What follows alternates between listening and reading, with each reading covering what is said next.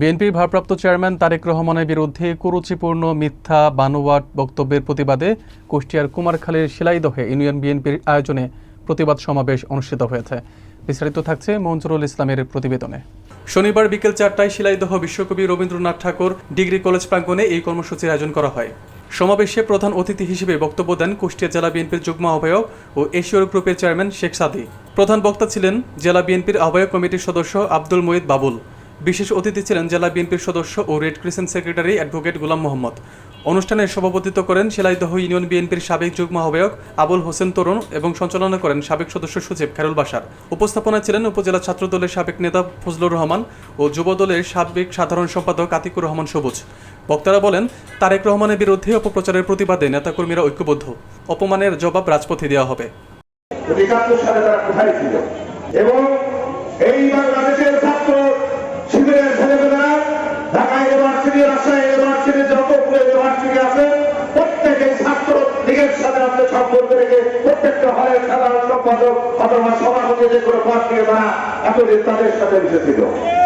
এই 5ই আগস্টের পরে এসে তারা আবার নতুন ভাবে আছে দেশটা স্বাধীন করেছে।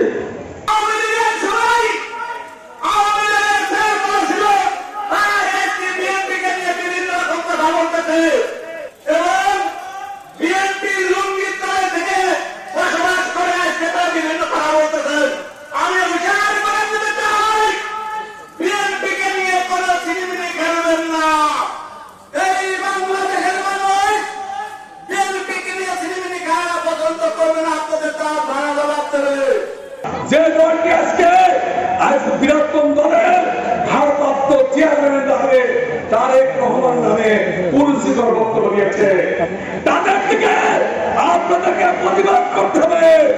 এই জন্যই কিন্তু আজকের প্রতিবাদ সমাবেশ। আজকে ঘরে ঘরে প্রতিবাদের কণ্ঠস্বর করতে হবে। বাংলাদেশে যখন আগামী দিন দেশনায়ক তারেক রহমান বাংলাদেশে অবতরণ করবেন, সেই দিন দেখবেন ঢাকা সহ সারা বাংলাদেশ অবতরণ করে দেওয়া হবে তারেক রহমানের আগমনের প্রত্যাবর্তনে। বাংলাদেশের বারবার নির্বাচিত প্রধানমন্ত্রী মমতাময়ী মা, আমাদের মা, বাংলাদেশের মা বেগম খালেদা জিয়ার সুযোগ্য সন্তান জনাব তারেক রহমান,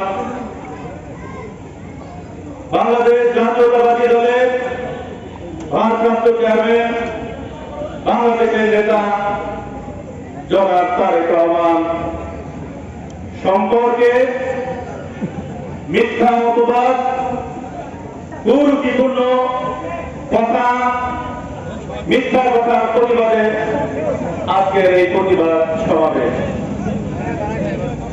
কুমারখালী উপজেলার অন্যতম একটি ইউনিয়ন শিলাইদহ।